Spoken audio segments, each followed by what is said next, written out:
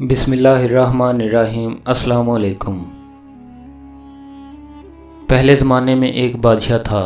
اس کے پاس ایک جادوگر تھا۔ جب جادوگر بوڑھا ہوا تو اس نے بادشاہ سے کہا کہ اب میں بوڑھا ہو چکا ہوں اور میری موت کا وقت قریب ہے، اس لیے مجھے ایک لڑکا دے دو تاکہ میں اس کو جادو کا علم سکھا سکوں۔ چنانچہ بادشاہ نے ایک ذہین لڑکا جادوگر کے پاس بھیج دیا۔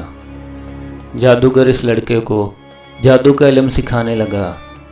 جب وہ لڑکا اس کے پاس جاتا تو راستے میں ایک راہب کا گھر پڑتا تھا، جہاں وہ عبادت میں اور واعظ و نصیحت میں مشغول ہوتا۔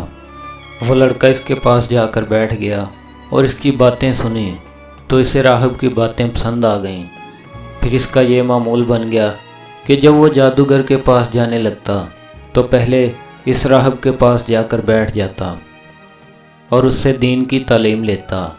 اس طرح وہ بچہ جادوگر کے پاس دیر سے پہنچتا تھا اور جادوگر اسے مارتا۔ تب اس نے راہب سے شکایت کی۔ راہب نے اس سے کہا، جب تجھے جادوگر سے سزا کا خطرہ ہو تو اسے کہا کر مجھے گھر والوں نے روک لیا تھا، اور جب گھر والوں کی سزا کا خطرہ ہو تب ان سے کہا کر کہ مجھے جادوگر کے ہاتھ دیر ہو گئی۔ لڑکے نے یہ طریقہ اختیار کیا تو یہ طریقہ کامیاب ثابت ہوا۔ وہ اس طرح وقت بسر کرتا رہا۔ یوں ہی ایک زمانہ گزر گیا کہ ایک طرف تو وہ جادو سیکھتا تھا اور دوسری طرف اللہ کا کلام اور اللہ کا دین سیکھتا تھا۔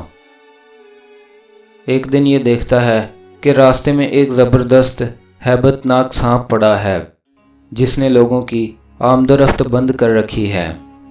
ادھر والے لوگ ادھر اور ادھر والے ادھر ہیں اور سب لوگ پریشان کھڑے ہیں۔ اس نے اپنے دل میں سوچا کہ آج موقع ہے کہ میں امتحان لوں، راہب کا دین اللہ کو پسند ہے یا جادوگر کا۔ اس نے ایک پتھر اٹھا کر اور یہ کہہ کر اس پر پھینکا کہ اے اللہ، اگر تیرے نزدیک راہب کا دین جادوگر کی تعلیم سے زیادہ محبوب ہے تو اس جانور کو اس پتھر سے ہلاک کر دے تاکہ لوگوں کو اس بلا سے نجات مل جائے۔ پتھر لگتے ہی وہ جانور ہلاک ہو گیا اور لوگوں کا آنا جانا شروع ہو گیا۔ اور پھر لڑکے نے جا کر راہب کو خبر دی۔ اس نے کہا، پیارے بچے، آج کے دن سے تو مجھ سے افضل ہے، کیونکہ جہاں تک آپ کا معاملہ پہنچ چکا ہے میں وہ دیکھ رہا ہوں، اور یہ بھی ذہن نشین کر لو کہ ان قریب تم ایک آزمائش میں مبتلا ہوگے۔ اگر تم پر کوئی آزمائش آن پڑے تو میرے متعلق کسی کو نہ بتانا۔ پھر وہ لڑکا اس کمال کو پہنچا کہ وہ پیدائشی اندھوں اور کوڑ کے مریضوں کو بھی تندرست کر دیتا تھا، اور وہ لوگوں کے دوسرے امراض کا بھی علاج کرتا تھا۔ بادشاہ کا ایک وزیر جو نابینا ہو چکا تھا، جب اسے اس لڑکے کے متعلق معلوم ہوا تو وہ کئی قسم کے تحائف لے کر آ گیا اور کہنے لگا کہ اگر تو مجھے ٹھیک کر دے تو یہ تمام تحائف تجھے دے دوں گا۔ لیکن لڑکے نے جواب دیا کہ میں تو کسی کو بھی شفا یاب نہیں کر سکتا، شفا کا مالک تو رب کائنات ہی ہے۔ ہاں، اگر تو اللہ تعالیٰ پر ایمان لے آئے تو میں اللہ سے دعا کروں گا، وہ تجھے شفا یاب کر دے گا۔ وزیر نے ایمان قبول کر لیا اور لڑکے نے دعا کی تو اللہ تعالیٰ نے اسے شفا بخش دی۔ پھر وہ وزیر بادشاہ کے پاس گیا اور اس کی مجلس میں جا کر بیٹھ گیا۔ بادشاہ نے دریافت کیا کہ تیری نظر کس نے درست کی ہے؟ وزیر نے کہا، میرے رب نے۔ بادشاہ نے پوچھا، کیا تیرا میرے علاوہ کوئی اور بھی رب ہے؟ وزیر نے کہا، ہاں، میرا اور تیرا دونوں کا رب اللہ تعالیٰ ہے۔ بادشاہ نے یہ سنا تو اسے پکڑ لیا اور اسے تکلیفیں دینے لگا اور کہا کہ یہ تعلیم تمہیں کس نے دی ہے؟ حتیٰ کہ اس نے بتا دیا کہ مجھے اس عقیدے کی تعلیم دینے والا فلاں لڑکا ہے۔ بادشاہ کے پاس اس لڑکے کو گرفتار کر کے لایا گیا۔ بادشاہ نے لڑکے سے کہا، اے بیٹا، تیرا جادو تو کمال درجے کو پہنچ گیا کہ تو جادو کے ذریعے پیدائشی اندھوں اور کوڑ کے مریضوں کو اور اسی طرح فلاں فلاں مریضوں کو تندرست کرنے لگا ہے۔ لڑکے نے کہا کہ میں تو کسی کو بھی شفا نہیں دیتا، شفا تو اللہ ہی دیتا ہے۔ پھر بادشاہ نے اسے بھی تکلیفیں دینی شروع کر دیں، حتیٰ کہ لڑکے نے راہب کے متعلق بھی بتا دیا۔ پھر راہب کو لایا گیا اور اسے کہا گیا کہ اپنے دین سے باز آ جاؤ، لیکن راہب نے جب دین چھوڑنے سے انکار کر دیا تو بادشاہ نے آری منگوائی اور آری اس کے سر پر رکھ کر اسے 2 ٹکڑے کر دیا۔ پھر وزیر کو لایا گیا اور اسے بھی دین چھوڑنے کا حکم دیا گیا۔ جب اس نے انکار کیا تو اسے بھی 2 ٹکڑے کر دیا گیا۔ پھر لڑکے کو لایا گیا، اسے بھی دین چھوڑنے کا کہا گیا، لیکن اس نے بھی انکار کر دیا۔ تو بادشاہ نے اسے اپنے چند ساتھیوں کے سپرد کر دیا اور کہا اسے فلاں پہاڑ کی چوٹی پر لے جاؤ، پھر اسے دین چھوڑنے کا کہو، اگر اپنا دین چھوڑ دے تو ٹھیک، ورنہ اسے وہاں سے نیچے پھینک دو۔ چنانچہ وہ اسے پہاڑ کی چوٹی پر لے گئے۔ ادھر بچے نے دعا کی، اے اللہ، جس طرح تو چاہے مجھے ان سے نجات دے۔ پھر پہاڑ کانپنے لگا، وہ سب نیچے گر گئے اور وہ لڑکا صحیح سلامت بادشاہ کے پاس آ گیا۔ بادشاہ نے پوچھا کہ تیرے ساتھی کہاں ہیں؟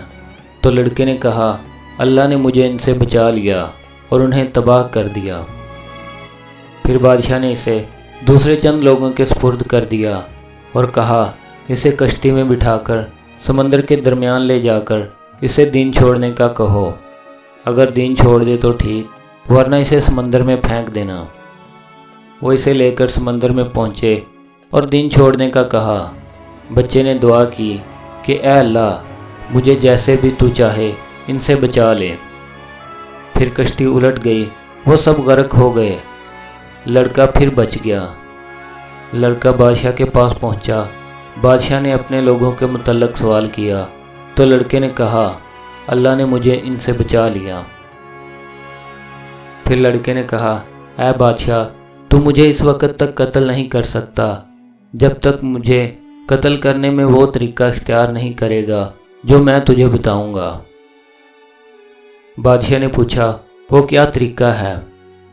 لڑکے نے کہا تو تمام لوگوں کو ایک میدان میں جمع کر اور مجھے کھجور کے تنے پر پھانسی پر لٹکا دے، پھر میری ترکش سے تیر نکال کر اسے کمان پر رکھ، پھر یہ کہہ بسم اللہ رب ھذا الغلام، کہ میں اسی لڑکے کے رب یعنی اللہ تعالیٰ کے نام کے ساتھ اس لڑکے کو قتل کرتا ہوں، پھر وہ مجھے تیر مار دے، جب تو ایسا کرے گا تو مجھے قتل کر لے گا۔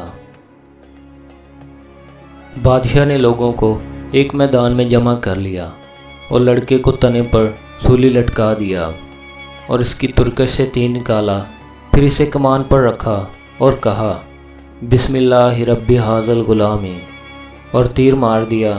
تیر لڑکے کی کن پٹی پر جا لگا، لڑکے نے اپنا ہاتھ کن پٹی پر رکھا اور فوت ہو گیا۔ جب لوگوں نے دیکھا کہ بادشاہ نے لاکھ کوشش کی لیکن لڑکے کو قتل نہ کر سکا، جب اس نے اللہ کا نام لیا تو بچہ قتل ہو گیا، تو وہ جان گئے کہ سچا رب اللہ تعالیٰ ہی ہے۔ تمام لوگ پکار اٹھے کہ ہم تو اس بچے کے رب پر ایمان لائے۔ بادشاہ سے کہا گیا کہ تمہیں جس چیز کا خطرہ تھا وہی ہوا، یعنی لوگ اس بچے کے رب پر ایمان لے آئے۔ تب بادشاہ نے سڑکوں کے کناروں پر خندقیں کھودنے کا حکم دیا، پھر ان میں آگ بھڑکا دی گئی۔ بادشاہ نے حکم دیا کہ جو شخص اپنا دین نہ چھوڑے اسے اس آگ میں جھونک دو۔ بادشاہ کے درباریوں نے ایسا ہی کیا، وہ انکار کرنے والوں کو آگ میں ڈالتے چلے گئے، حتیٰ کہ ایک خاتون آئی، اس کے ساتھ اس کا شیرخوار بچہ بھی تھا۔ وہ چھلانگ لگانے سے ذرا جھجکی تو اس بچے کو اللہ تعالیٰ نے بولنے کی طاقت دی۔ اس بچے نے کہا ماں کیا کر رہی ہے؟ تم تو حق پر ہو، صبر کرو اور اس میں کود پڑو۔